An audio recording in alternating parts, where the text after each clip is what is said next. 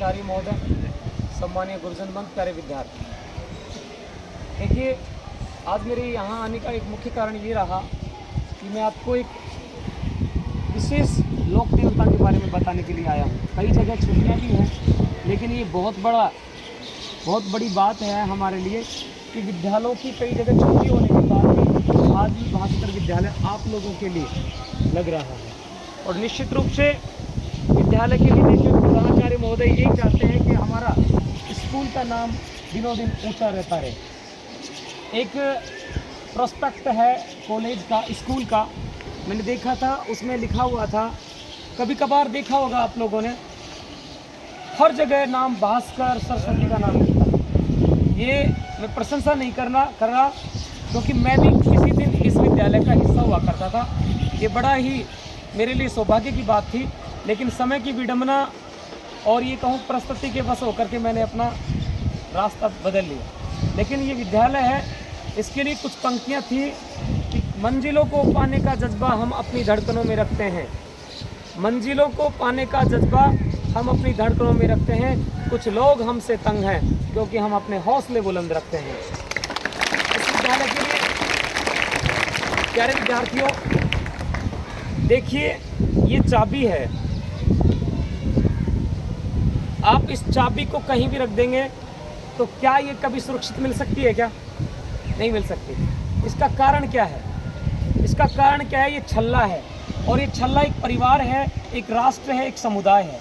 यदि हम सब मिलकर के इसके अंदर समाहित हो जाएंगे तो बताओ, ये खो सकती है क्या?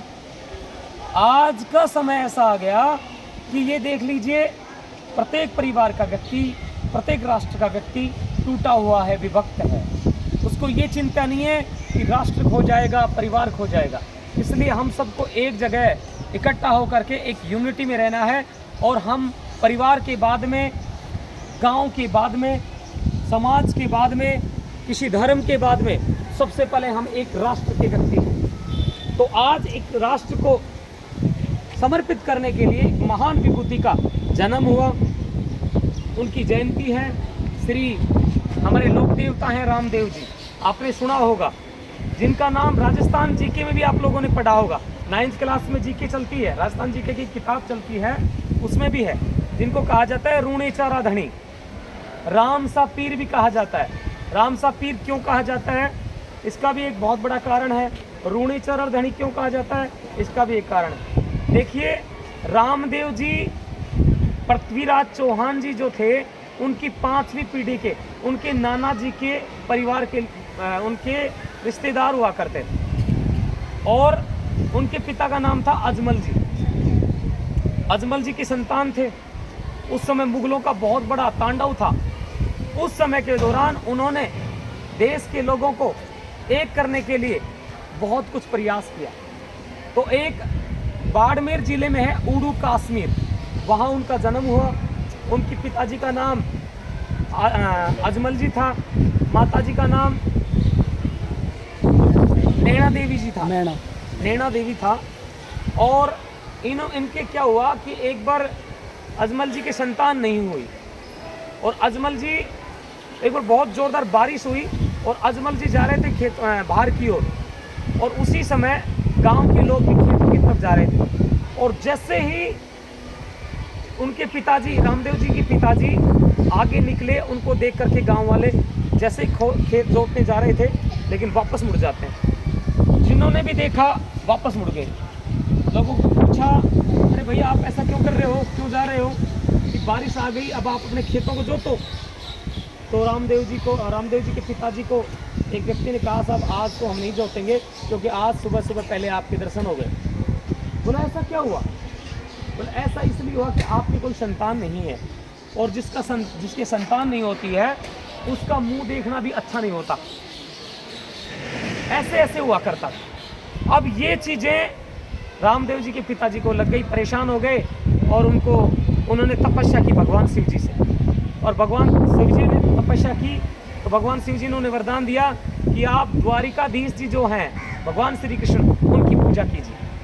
तो वो द्वारिका चले गए, भगवान श्री कृष्ण की उन्होंने पूजा की, और पूजा करते करते अब वो मूर्ति के सामने खड़े हो गए।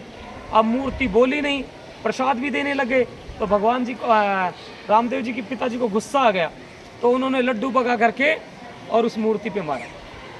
फिर पुजारी जी ने पूछा, पुजारी जी ने बोला, ए प्रभु ये आपने क्या कर दिया? बोला आपने मूर्ति को, भगवान जी को आपने यहाँ सर पे मार दिया, ये तो भगवान की चोट आई होगी। तो बोले क्या करूँ, मेरी सुन नहीं रहे। तो बोले आप एक काम कीजिए, द्वारिकाधीश जाइए, समुद्र में भगवान निवास करते हैं, वहाँ जा करके उनसे मिलिए। और जैसे ही अजमल जी वहाँ गए और समुद्र में छलांग लगा देते हैं, वहाँ देखते हैं तो भगवान सर्प से यहाँ पर सोए हुए हैं, और वहाँ देखते ही भगवान की पट्टी बंधी हुई थी, और पट्टी बंधी हुई होने के कारण से उन्होंने कहा ये प्रभु ये आपके यहाँ कैसे लगी हुई है? आपकी जब पट्टी बंधी हुई आपकी लगी हुई है तो हम जैसों का क्या हाल, आप खुद की रक्षा नहीं कर सकते? बोले अरे भगत, मैं कुछ भी कर सकता हूँ, मैं कुछ भी कर सकता हूँ, मेरे बिना एक पत्ता भी नहीं हिल सकता है, लेकिन कोई मेरा भक्त था, उसने लड्डू की मार करके मेरे फेंक दिया, इसलिए मेरे वो चोट लग गई। अजमल जी को तुरंत एहसास हुआ, ये प्रभु, इसका मतलब उन्हें एहसास हुआ कि वास्तव में मूर्ति में भी प्राण होते हैं।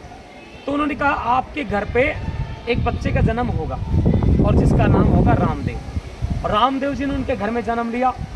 उसके बाद रामदेव जी इस प्रकार से जाने लगे कि उनकी ख्याति और प्रसिद्धि को देख करके लोग उनसे जलने लगे। खासतौर पे मक्का और मदीना से कुछ पीर आए थे, पीर कहते हैं पंच पीर, जैसे अपने यहाँ साधु होते हैं, वहाँ भी जैसे मुस्लिम धर्म में पीर हुआ करते हैं। तो वो आए, उन्होंने रामदेव जी के वो घर गए और रामदेव जी के चमत्कार के बारे में उन्होंने सुना, तो सोचे कि आज एक परीक्षा ले लेते हैं। तो वो जब भोजन करने बैठे तो रामदेव जी ने उनके